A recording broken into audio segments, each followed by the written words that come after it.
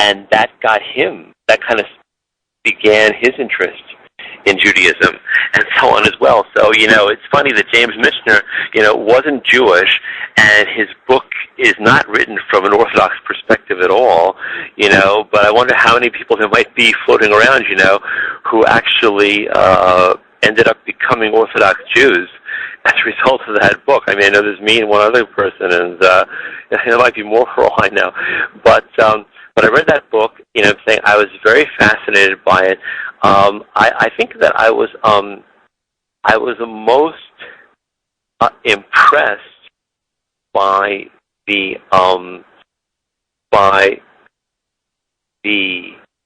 heroism of the Jewish people who remained, loyal to Judaism in spite of, so many centuries of being a persecuted minority, and being oppressed by, Greeks, Romans, Christians, etc. And that really kind of fascinated me. Plus the idea of a God who didn't have any physical body made more sense to me than Christianity. I think I had a hard time swallowing the idea that that a person could be the creator and ruler of the universe, which is what Christians believe.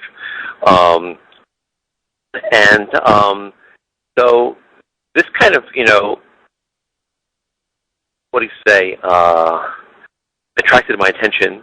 Got me sort of interested in Judaism, and when I was 14 years old. And from that point, I started reading any books I could find in the library, in my school, or the public library about Judaism.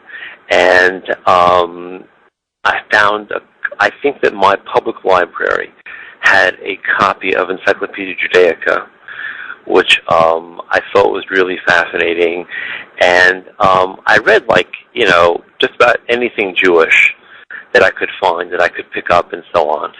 And I used to take long walks by myself in a park near where I lived in New City, and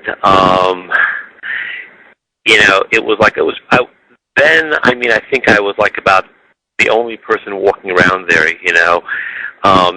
The area wasn't as much developed as it is today. The park is still there, and I just would think about all these questions about religion and spirituality and about Judaism and so on. And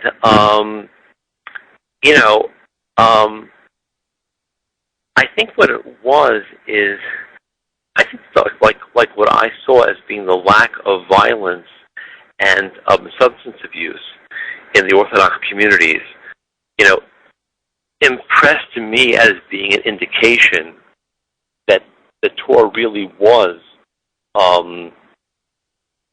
representing some sort of divine wisdom, which is what Jews all along claimed that it was. And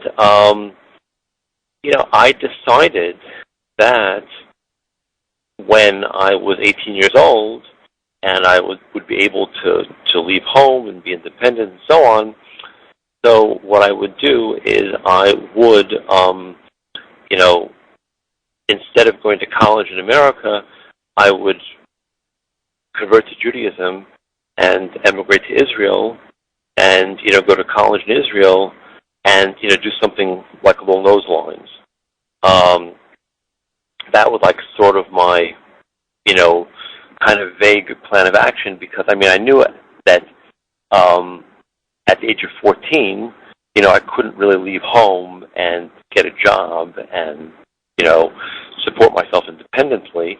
And I also knew that my adopted parents, did not like Jews, and they would not tolerate me, living with them and converting to Judaism and practicing Orthodox Judaism and, so on and so forth, I'm saying.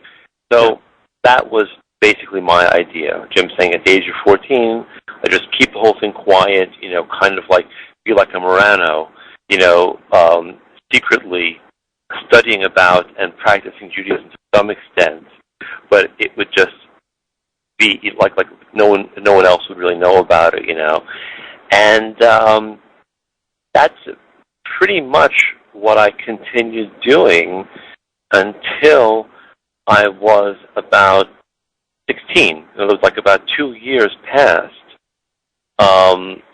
With me, I mean, there were a few Jewish friends that I had in my high school who were not Orthodox, but they were Jewish, and like the neighborhood which I grew up in, it's called New City in New York, was probably about 20% Jewish, and anyhow, I told a few of my friends about it and so on.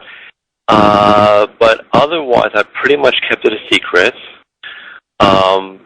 I told one of my teachers in my school about it, and she actually referred me to a guidance counselor in a different school who had been an Orthodox rabbi at one time, and I met with him, and so on. And but nothing significant was really happening until I was 16, and my adopted mother told me that she noticed something was bothering me, and she asked me, what it was. She was concerned, and so on. They never thought it was something like religious, but they she thought something might be bothering me, and I think she was worried about drugs or something, maybe, or whatever. Like I was more quiet and more serious, and I seemed to be worried about something. So I went ahead and blurted out to her, to my adopted mother, about my plan to convert to Judaism. And I told her that now that she knew about it, so I wanted to try and practice Judaism at home, and start. Since she knew anyway, I would like to try to keep kosher and keep Shabbos and so on at home in private, and I'd like to try to maybe reach out to some rabbis, and I didn't know too much about what was involved really in converting. I thought, maybe you have to, make some kind of application or something, and what do you say, get some kind of approval or something or whatever. I didn't know what exactly was involved. So anyhow, I told my adopted mother, this is the story, and this is, what I'd like to do, for the next step or something, with my, with Judaism. So basically, my adopted mother's reaction was that she became totally hysterical. She was very vehemently against the idea of my becoming Jewish. Are you still there, by the way? Yes. Oh, okay. Hope I didn't lose you with the, cell phone connections, whatever. Because I'm on program from the cell. So, I mean, in essence, well, first of all, my adopted mother was really the decision maker in the family. She was much more aggressive and more dominant than my adopted father. By the way, I mean, they in their relationship basically seemed quite happy with that. They are still married today. They're in their 80s. And, I mean, as far as I know, I mean, they get along quite well between themselves, Yeah. But that's the way that it worked, though, is that, she was very much dominant, I'm saying, and she, what made any kind of important decisions for the couple. So anyhow, I would say, as as far as I can understand her,